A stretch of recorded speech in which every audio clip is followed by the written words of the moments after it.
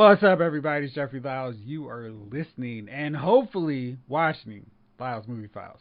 We finally got some video up in this camp, so yeah, welcome to the new era of Lyles Movie Files. And if you're just listening on the podcast, we still thank you so much. Joining me as always is little brother Jace. How are you today, bro? I'm good. How are you? Chilling. Big Gun, how are you? What's good? What's good? How's everything? I will not complain as of yet. Chief, what's going on with you, man? I'm great. Thanks for asking. You know what? This radio, smooth talk, love, slow jams, DJ voice. I need some hype and excitement. Let's see if this can get you ready and hyped up to talk. Scarlett Johansson suing Disney. She said, "Listen, you guys screwed me over on this Black Widow thing coming to Disney Plus. I want half, Eddie. I want my money." Alright, so we all know the situation. Black Widow was delayed 43 times from its original theatrical date. There's a pandemic that apparently might not be over. I don't understand because everyone's followed the guidelines and did everything that we were supposed to do, but somehow this virus isn't over yet. Pandemic's still making people not excited about going to the movie theaters, and it's causing some chaos at the box office because big movies are not doing big business this summer like in days gone by. Disney recognized that some people don't want to go to the theaters. They're like, good, nah, I don't want to take a chance on catching this virus and dying just to see a dead character on the screen.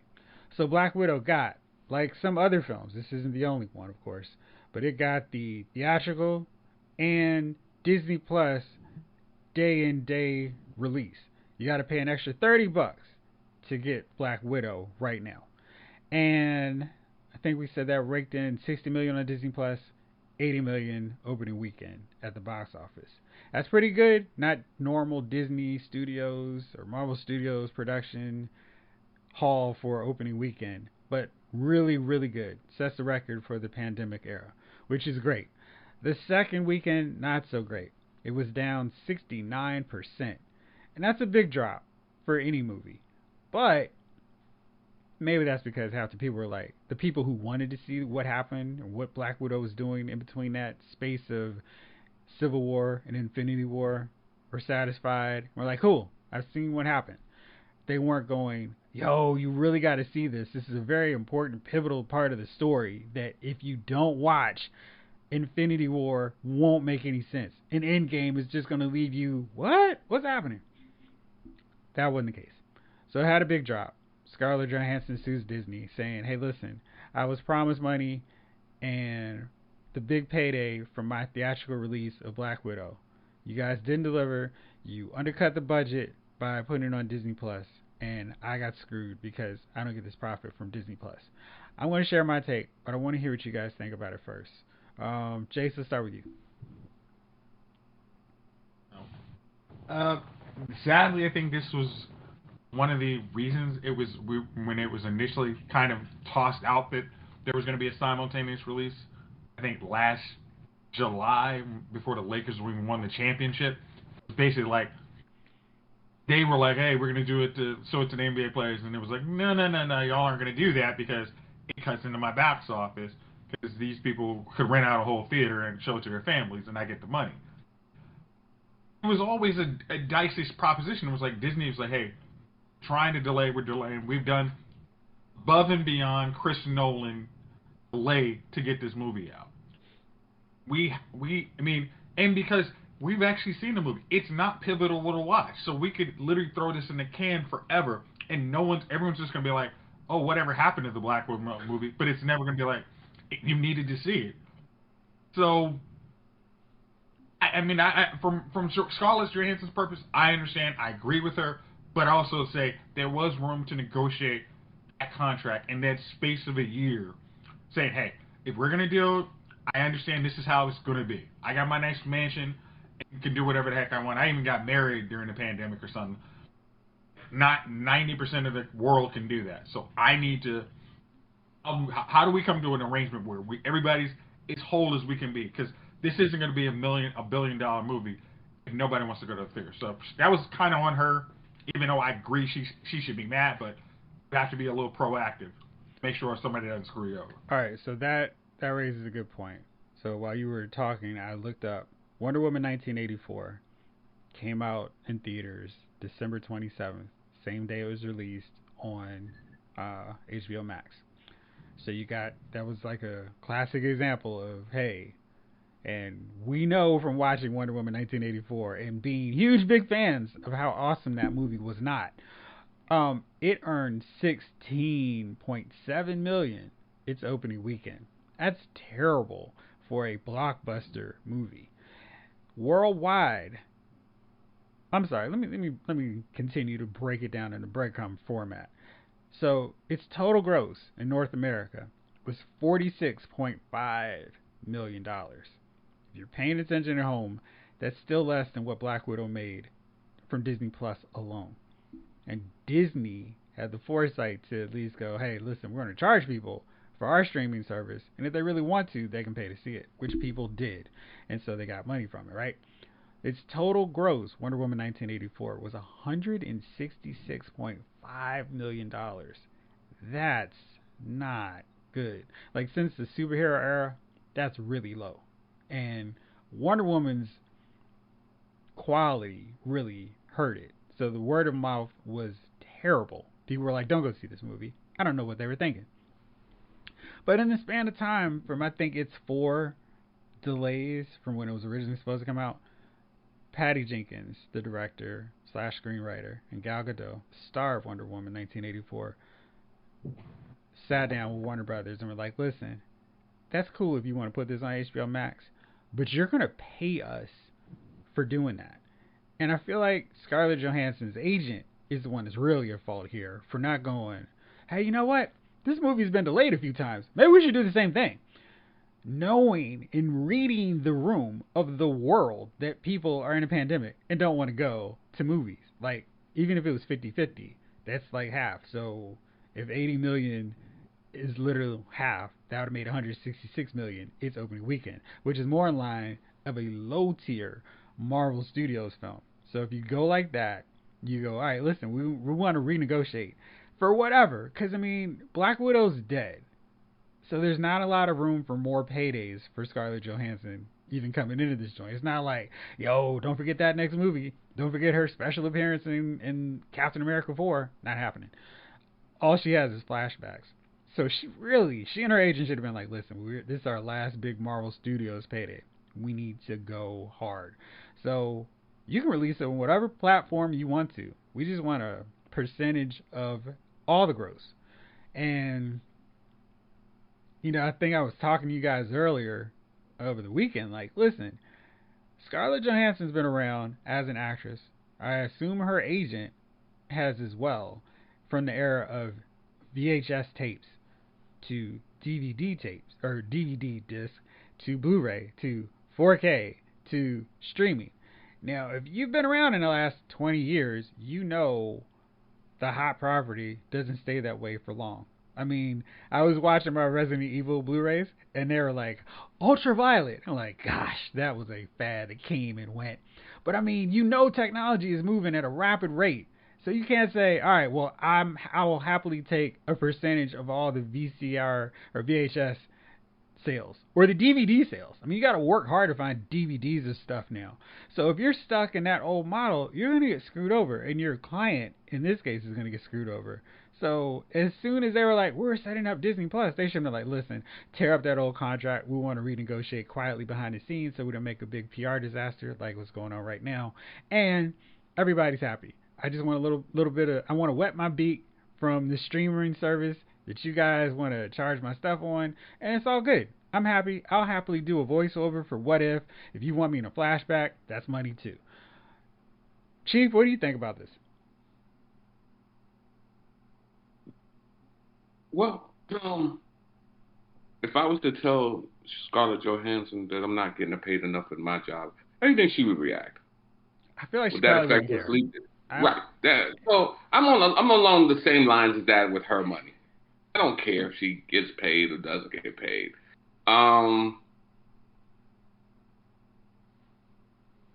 is she?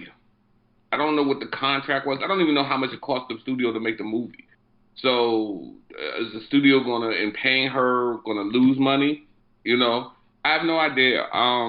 It didn't make any real money. She should have negotiated better maybe. But at the same time, you know, what does Scarlett Johansson get for a movie? I mean, she's not the top tier actress. I don't think where she's getting 25 million a movie. Don't they make that now? The top. She's probably pretty close to that. Like she's probably on that Meryl Streep tier. I think she gets 12 or something. But you think she gets 25 million a movie? Well, it depends on the movie, but I would think that she's right up in the mix of top grossing actresses. Okay. Well, I mean, Disney can afford it. Pay her. I mean, you know what I mean? If that's just the case, man, sure. I mean, give her money then. You know? I mean, it's not like if they pay her $20 million, Disney's gonna take a loss. All right, guys, we gotta close up. We gotta shut down Disney World. Right. Scarlett Johansson broke it. If you did some old slickery stuff on the contract and you owe her the money, then pay her. If not, then it is what it is. Sometimes it costs more to go to court and pay lawyers and do these things and yada yada than it would take to just pay a person. You know what I mean? Mm-hmm. Like sometimes you pay $30,000 for a lawyer, and you would only pay that if you decided to pay the person, it'll cost you $12. Right. You know what I mean? So in the end. Right. So it's just one of those things. But I mean, like, I don't care. When I heard about it, I didn't lose sleep over it. Scarlett is fine. Her money's fine. She's living a better life than any of us. I don't know. My life is pretty amazing, Chief. Yeah, you can it's tell not that from behind me. I mean, yeah, I had that waterfall. You're not on your yacht. You're not doing the cast from your yacht. All right, I could. It's an option. Yeah. Yeah. It's an option that you own a skipper's hat. Yeah. and a little wheel. Right. And besides, she's got that Colin Jost Saturday Night Live money, too, to fall back on if times get tough. Well, yeah, look, and what's on Ryan Reynolds' alimony checks. I feel like he's probably the one cashing in alimony on her, but that's a whole other thing. It is what it is, man. I just feel like, All right, I'm with you. All right, Gunner, what's your take on this? I'm trying to look up something for this Star Wars character. I mean, for me, my thing about this is like, you knew this was gonna stream. Why wait to sue them? It's been like, I think you already picked it up. That's why I was sitting here like nodding the whole time you were saying that. I'm like, yeah, I had a year and a half, right, or whatever, to be like, yo, if you're gonna stream it, give me the dough. Right. So I think it's more agent's fault. You'd be suing the agent, not us, not Disney, not the shareholders of Disney, not Disney. You're like, not me. Don't sue me, Scarlett. Not me. I got nothing for you. No, I'm a shareholder. You're suing me, dog. Like, yo, I saw Don Juan. Like, you know what I mean? You be making bad choices. I saw, what the hell? You be making bad choices. Don't get mad at me because you didn't make good choices in other movies. Now you're trying to get the Disney payday by suing them instead of just renegotiate your contract? Come on now. So this is either a ploy to just settle and then start a precedent so Disney can start changing these contracts and all the streaming services can't change the contracts, or it was just an omission of her agent, or she's just taking advantage of the omission of her agent. So yeah. I don't know, man. I'm sitting here like with Chief too. I'm like, she ain't starving, but I get it. So this must be trying to prove a point. You know what I mean? I'm like, if you're trying to prove a point, cool. You know what I mean? Like, great, say that. But I haven't heard that. I heard she's just trying to get her dough. You know what I mean? Like, so in which case I'm like, you could have got your dough and renegotiated forever, because I also went and researched Gal Gadot and the whole thing with Wonder Woman, and I did that on purpose because, you know, women in the industry don't get shit. You talk about black women, Lord. So when I couldn't find a black woman superhero movie to you know, to go look up, so I just went with the shitty Wonder Woman 84. So again, Scarlett should like stop talking, because we can go in on that too. Ghost in the Shell, some Asian character. Get out of my face. Anyway, so you know what I'm saying? She makes bad choices. So I'm sorry you make shitty choices, and the best choice that you ever made is now they just killed you off. So why? And yeah, like why didn't you negotiate that? Like that's your last paycheck from them. Yeah, it was a weird thing. I just didn't get it. So now, of course, there's all this talk about the floodgates being open. Emma Stone is concerned, or is allegedly considering following in Scarlett Johansson's steps, and also possibly suing Disney because they put Cruella out on Disney Plus, and it ate into her box office. I would also argue that who the heck was demanding a Cruella movie about Cruella de Vil, the villain of 101 Dalmatians, as the hero. Now that movie opened to $21.4 million. Its total gross domestically was 85.4. Again, I mean, that's just what Black Widow made at the box office its opening weekend. Its total worldwide gross was $221 million. And I'm trying to think if there's a movie that's been so big. Maybe if Vin Diesel sued Universal, because I would say he has a better claim to sue than anybody else, because the Fast and Furious movies have made billions. They have been certified bankable. Oh yeah, this junk is making $1 billion. The last two made $1 billion, at least $1 billion each, right? This one, people are excited about. Oh yeah, new Fast and Furious. Like before the pandemic, when we saw the trailers, like, oh man, a new Fast and Furious. Pandemic hits. Okay, we'll wait this sucker out. And now it's on like video on demand right now. Like Tuesday, it just dropped on that format, so it was available. They did something different. But anyway, I'm saying that he at least has the track record to say, my movies have made a ton of money. Because you shortened my theatrical window, I'm suing you guys. He's not, because he's like, I can still get paid, and I've still got Fast and Furious 10 and 11. Yeah, okay, whatever.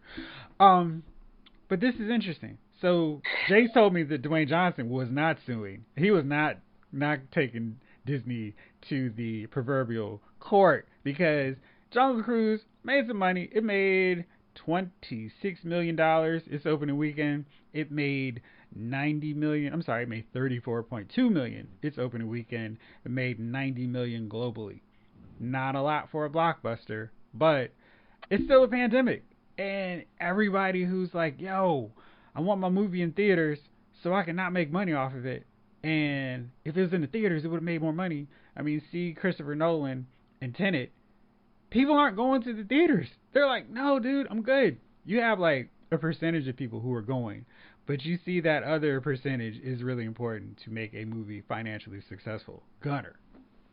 Side note, very glad I didn't see Tenet in the theater. Glad I waited till I have all my free HBO Max through AT&T. I like Tenet. I just wish that he had made such a fuss about it, because I feel like I liked it, but it wasn't worth the fuss. That's what I'm saying. Yeah. I liked it, but I'm sitting here like, I'm glad I didn't go to the theater and try to risk my life to see it. No, I'm like, okay, this is a good movie. Yeah, I definitely wasn't doing that. I would have enjoyed seeing it on a big screen, but I'm not doing all that for it. If it was like Matrix, like we never saw Matrix before. If it was Matrix, I'd be like, damn, this would have been cool in the theater. Like, you know what I mean? But that joint wasn't groundbreaking. You know what I mean? I'm like, okay. What's up, Chief? I've seen things in reverse. I'm just asking, are they getting just a percentage?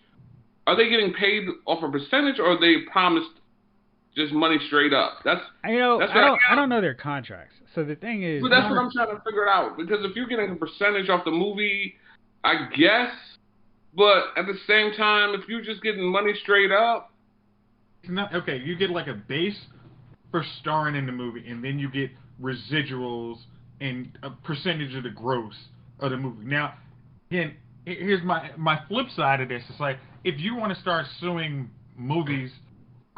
studios for potential earnings, which I think would be a very speculative term, like not Rock, but like I think Jeff made a great analogy, which Vin Diesel could, because hey, I have a track record. Like, hey, you couldn't say, oh, here's what Captain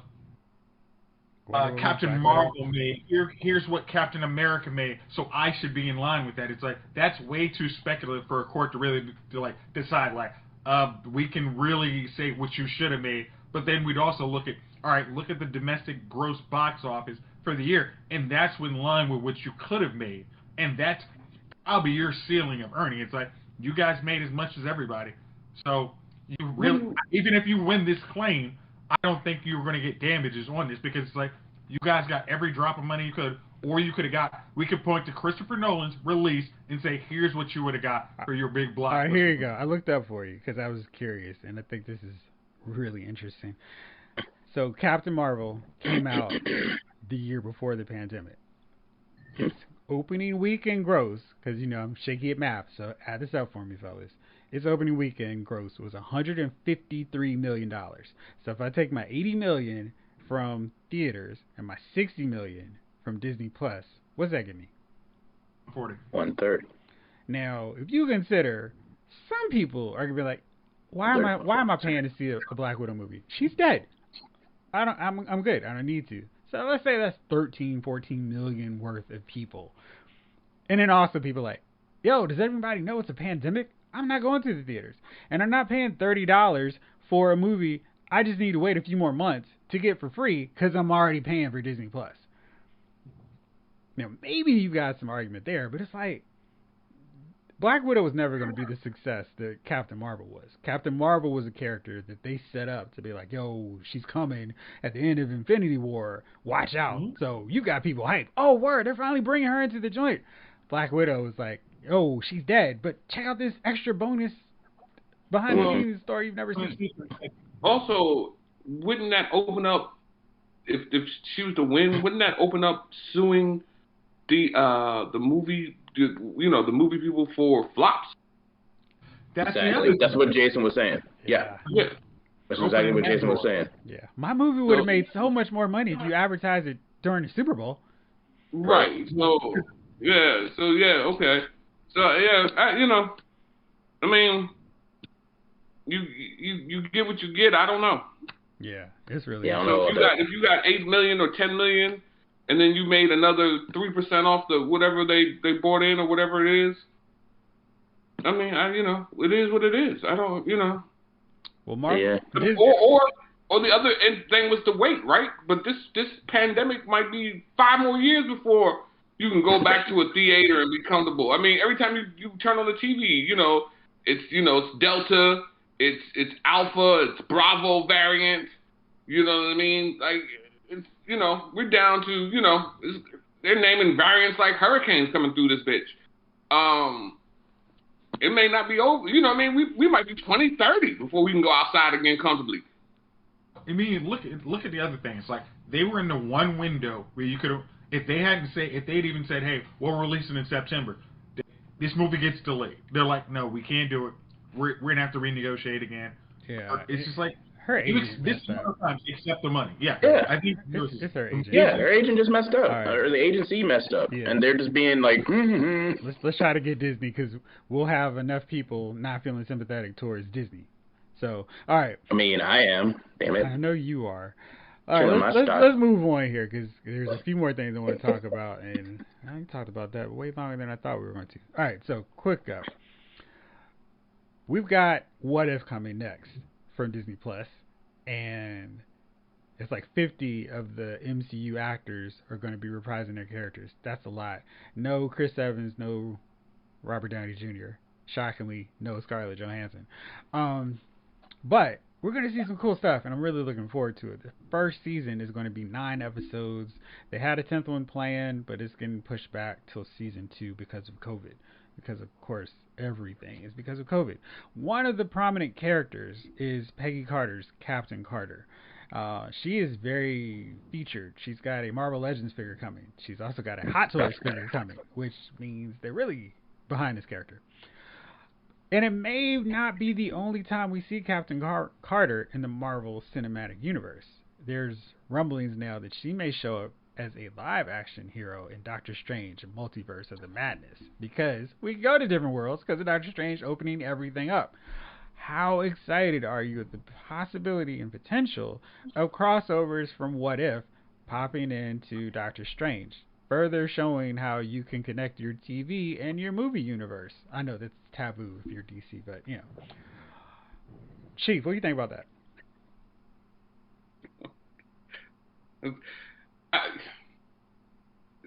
I just want to watch What If. It doesn't have to connect to anything. I don't need any connection. I don't, you know what I mean? Like, the way everything is right now, man, I don't need a full Avengers connect through the movies, through Disney Plus, and even the people who don't have Disney Plus, what the hell are they gonna do when they can't see Disney Plus. the connections, going through or whatever? I'm fine with just everything standalone. I mean, they make some decent standalone shows as is, and if you want to. Huh? Those shows are standalone. You need a deep knowledge of what's come before it to appreciate WandaVision, Falcon and the Winter Soldier, and Loki. Like, you can't just go in the cold and like, hey, what's this Marvel stuff I've heard so much about? You would be super lost. But yeah, I mean, but what I'm saying is they do find on their own, like, you can do the Scarlet Witch and then you can come back with another series of Scarlet Witch that doesn't even have anything to do with, you know what I mean? Like, but that's not their formula. Like, everything is going from movie to TV. Movies. You got to know who Vision is and so on and so forth. Right. You got to know Vision died and shit. But what I'm saying, I'm joking. They still did a whole thing where it was Scarlet Witch. There was nobody involved from the other things other than Vision. You know what I mean? Like, like they brought in the girl from Thor or whatever, but it wasn't like it had to be part of the Marvel universe is what I'm saying. Like every movie led into a movie at the end of every movie. Yeah. You're saying You're saying more like they could be starting points for someone at any point. But to me, that's how I think about it. They could be starting points for any point. You don't have to. You can come in cold and be like, "Dang, maybe I should catch up with the rest of the MCU." But I'm starting with Loki. Loki might be a little slow for you, but I'm definitely starting with WandaVision because now, I get it. This is like the movies. Cool. I missed a few movies. The worst one to start with. I think Falcon and the Winter Soldier. There are people that were really mad about it, but I think. I mean, you can't if you're interested in this joint and you're like, oh, okay, let me go back. It's a good entry point if you want it to be an entry point. There are just so many things that you don't understand. You said if anybody's interested is watch tons of this stuff before these things come into play. I mean, you could not have missed an Avengers film and then watched WandaVision and been like, oh yeah, I can see what the fuss is about this Marvel Cinematic Universe. You wouldn't do that. I guess. People would be like, what? Why are they changing from another decade every episode? And people did, but even those people still watched the movies. Right. Like, they got it. They were like, well, what is this about? Can you imagine with no movie connection to them? They'd be like... But there were people that had no movie connection to this was like, this is a great concept. I want to see where this came from. Wow. At least that's my Facebook wall is more sophisticated than yours, then, damn it. So I don't care. I need an unbougie wall on that. I need people who are like, I've been following looking for the art. They're looking for the art. They still talking about the what is it, Theseus boat joint. You know what I mean? They still talking about that line, man. Like, come on. Anyway. Yeah. May I go next, sir? Yeah. So, go ahead. Miss Carter. Oh, yeah. So, yeah, man. What's her name? Haley Atwell, whatever. Yeah. Look. She can come back. She need to come back, man. Like, they if anybody got shortchanged, it's not Scarlett Johansson, it's Haley Atwell, because they cut her show short. I was down. Yeah, but that's fine. That's fine. Yes, I know it went 2 seasons, but they could have gone further. They could have. Agent Carter wasn't garbage, so of course. But I'm down for seeing her more in the movies and just dancing with old boy and, having a date with old boy, right? Like, you know what I mean? Like, she needs to have her own joint after a certain point, you know what I mean? Then just being old in bed, like, you know what I mean? Like, die. Like, come on. Like, in the movies, you know what I mean? So I'm down for the connection just to see how this universe goes. I'm also excited to see if Doctor Strange puts, the team together, you know what I mean? To kind of, Kang, the multiverse team, you know what I mean? I feel like that's what If is leading up to. Whatever this Avengers squad is going to do. Right.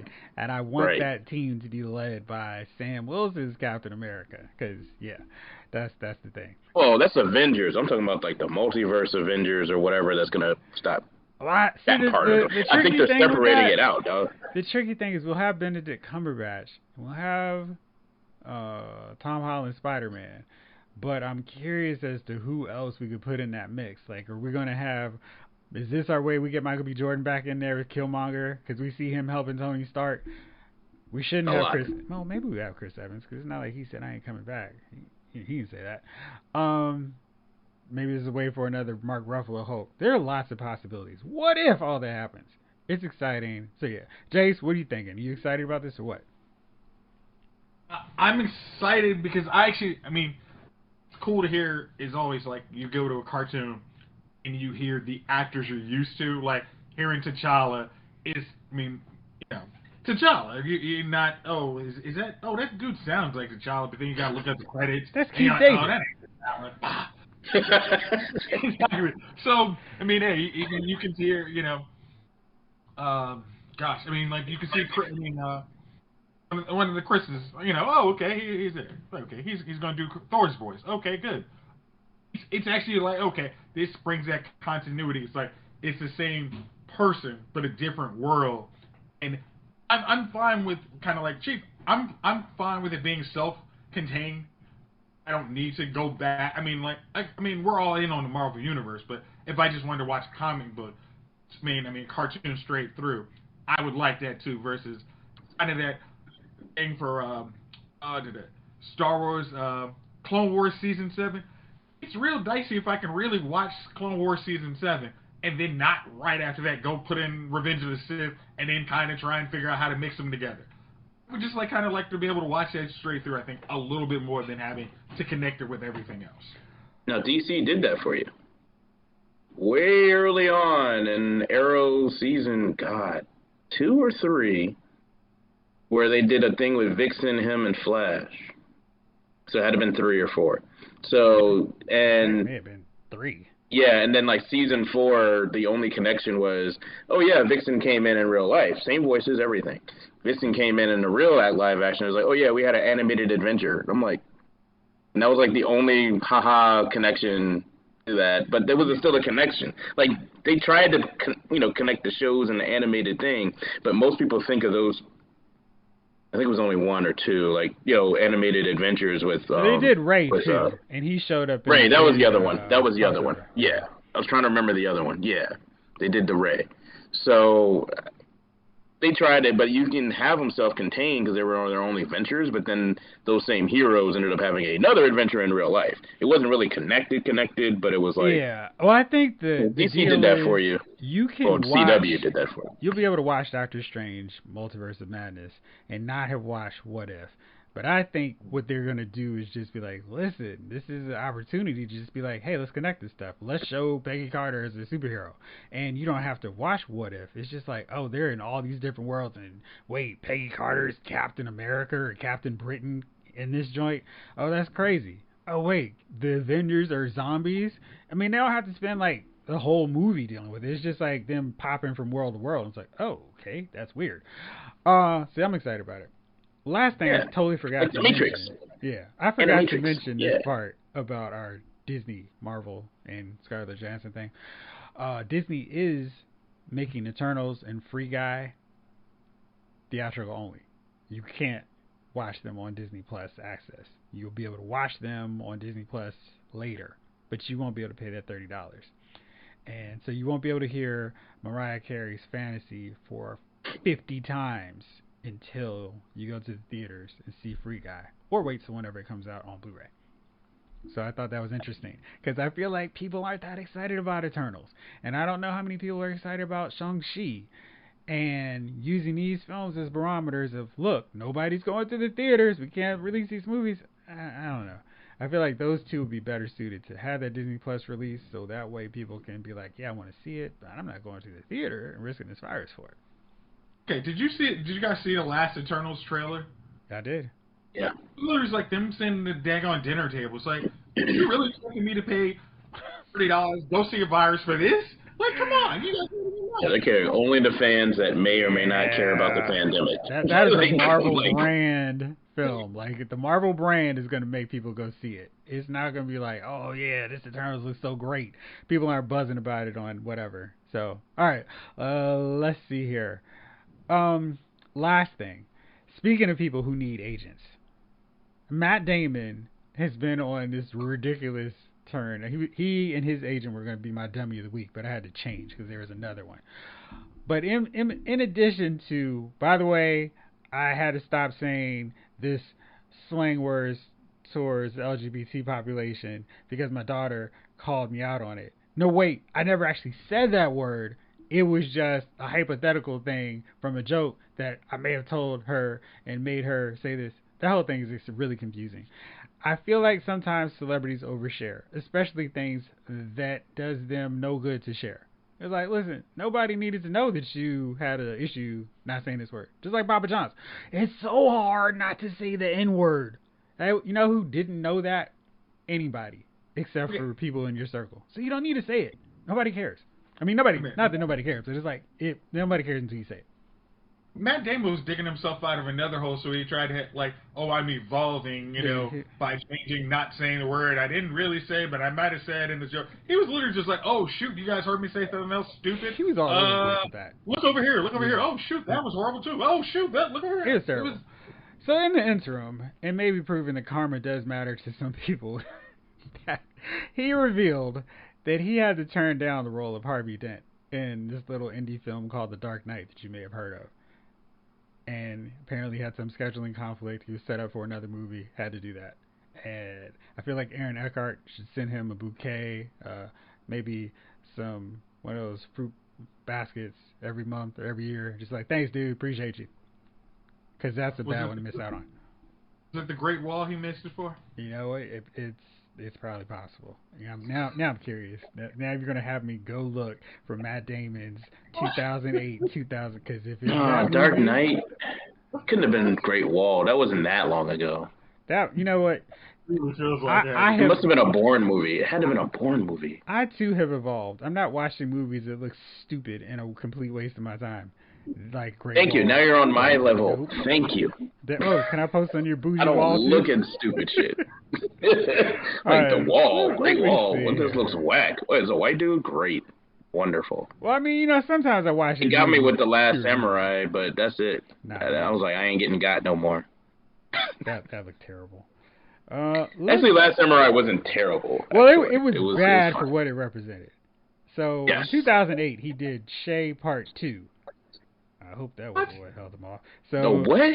The Shay Part 2. He also did The Informant and Invictus in 2009. So, none of those nobody cares about. You know what? I'm going to make you my honorary dummy of the week. All right, fellas, it's that magical time of the week. Speaking of, who are your nominees for dummies of the week? Jace, start us off, bro. Shot. Okay, so I'm going to do a little something different. My dummy of the week is the Facebook moderators. I know you guys have all seen the Novak Djokovic statement about Simone Biles being, to be better under pressure. And then I think later on this week we all saw after everybody's post, it's like, the Facebook moderators have rated this statement mostly false. Then you actually look at it, you're like, he was asked a question about what happened to Simone Biles. Then he said, kind of his, well, I think as an athlete, it's a privilege to be, under pressure, It's like, so the context, you are really talking about Simone Biles. She's not good under pressure. So that's not mostly false. Even if it was a question directed saying, hey, Simone Biles, you need to man up and, be better. And then decides to break a racket and, lose his bronze medal game because he wasn't actually that good under pressure this month either. So, sorry.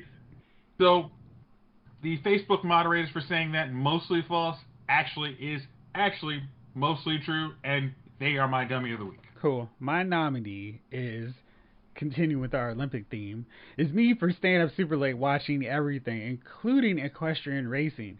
I don't care about Bruce Springsteen's daughter, but apparently she knocked a pole. And I'm like, dude, she didn't knock the pole. Her horse did.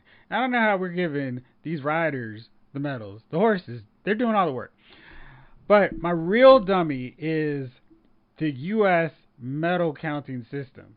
Because in a very CBS best comedy at 8 p.m., the U.S. has decided gold medals. If we were leading in the gold medal count, we would be leading in gold. We would be leading in medals. But because we're not, because we're not number one at everything.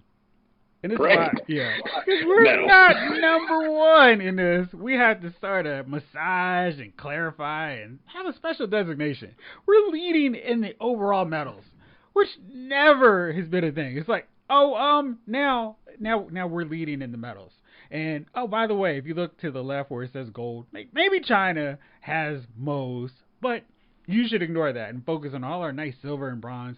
And granted, those silver and bronze medals matter because there are people who get really excited to get bronze. But the way we're doing it and trying to prop ourselves up for no reason. I mean, we have 5,000 athletes. Some of these nations have like 3 people, and they're like ecstatic just to be there. We're like, all right, let's figure out a way that we can still be number one, even though we're not number one. In this So field. stupid. Yeah, That used to be the smallest part of the graphic, and the gold used to be up here. Right. Now it's the other way. Hey, everybody, we're a participation trophy winner. So, what? Right. That's my number. We got That's my medals. number. Right. Don't We ask got us medals, what they son. are. Yeah. All right, Gunner, who's your nominee? Oh, man. So, You gonna say the versus team? it was going to be somebody. You were gonna say the versus team for putting poor Dipset out there to Hell, get sacrificed? yeah. To the lot? It was going to be somebody else before the freaking Dipset decided to jump their geriatric butt non-performance since 2003 on the stage. Freaking Jim Jones just fell off the stage. Jules Santana is 39 years old. Look at my face. I look like I'm 39, 33. That mama look like he's my dad's age, and my dad don't even look his age. Jules Santana look like he's an 85-year-old man who used to stand in the corner in front of the dope bodega. I don't know how old I swear he to was, goodness. but I've been a little old as a mug, dude. I was sitting here like, how do these cats, and like the whole Locks is like at least 10 years older than them or something. Like, right? I'm like, come on. And they were just on stage like, look. And that's the clear difference between like what, stage presence and like studio production, right? You know what I mean? I'm like, I looked on your Facebook wall. I'm gonna make a joke here about I think we should credit their stage presence to Diddy. Listen. Yeah, I hope Diddy, real talk, I hope Diddy gets all the credit for the Locks' like health and wellness, as much crap as he got for Black Rob's, bad life decisions. I'm like, come on, man, you can't be blaming Diddy for everything. They can't. Dang. Apparently they do. Apparently they do, apparently. They And voted then somebody and came on my died. wall, still said something. Right. I'm like, did y'all not get the joke? Right. They got the joke. Anyway, This so is yeah, okay. seriously, the entire Dipset, and I loved that one album. I don't even know why they tried to do a versus with one daggone album or 2 albums with 4 hits, whatever it was. With 4 hits. One of them was that Dream. That was it. Wow. Anyway, when it was still Dream, that's how long ago that was. Yeah. So That's a minute ago. it was a long time ago. I'm good. And Jules Santana looked like he was my age then. He does not now. Dummies of the week. All The right. entire Dipset. Dip out. Chief, who's your nominee? Kelvin Benjamin. He used to be a wide receiver for He used to be. Carolina at one point, and then he pretty much kind of ate his way out the league. So he came in this year to the Giants camp in the mid 260s, and so the coach told him, hey, listen, we need you to lose some weight. We want you around 250, 251. Is he playing tackle? Tight end. So we want you around 250, 251. So, a month, 6 weeks go by. The man was 268 now. So they cut his ass. Like, listen, you know what I mean? This ain't working. Right. They cut him. So he's leaving. So he's like, yeah, the Giants suck. The organization sucks. You're not going to win with Joe Judge. And I'm thinking to myself, dude, you had 11, 12 pounds to lose, and you refused to do. You gained weight. You gained weight. And now you're mad at the Giants organization, not because they didn't tell you to lose weight, but because you gained weight. What do you want them to do? How does that show you're serious about going out there doing what you need to do? And then you're going to be mad at them and you put on 5 or 6 pounds. Like, that doesn't even make sense. I'll show Like, you. let's weigh them. Oh, you're almost 270 now. Yeah. Like, go ahead, man. You know what I mean? Go ahead, dude. Now you're almost 20 pounds more than what we wanted you at. Like, yeah, like, go ahead, man. And now you're mad. Oh, this is it for me in football. Yeah, it's about time. Yeah, it's time for you to go, man. Yeah, because obviously you can't leave the bread alone or the carbs or something. I don't know what you was doing, man. But yeah, if you're gonna pay me $3-4 million, a year, I'm gonna make sure I lose that weight. You know what I mean? Just like, yo, I'm gonna lose that weight. I got 6 weeks to lose 10 pounds. Sure. I have enough money to call a nutritionist. Right, a personal chef. You're just going to not eat, and we're gonna get at it. How many millions of dollars that is? Yeah, 3 or 4 million. He was a vet. They were gonna pay him 3 or 4 million. Fast for a month. Yeah. But nah, it's time to juice. Nah, my man gained the weight. He gained weight. I'm gonna show y'all. And that. I'm gonna keep eating. So yeah, Kevin Benjamin is my dummy of the week. When I read that article, I was like, oh. There we go. Yeah. I don't need to look any further. I thought right to this moment. I said, well, I found my dummy of the week. So here we are. All right. Well, fellas, thank you as always. Thank y'all out there for listening and watching. This episode of Lyle's Movie Files has been filed.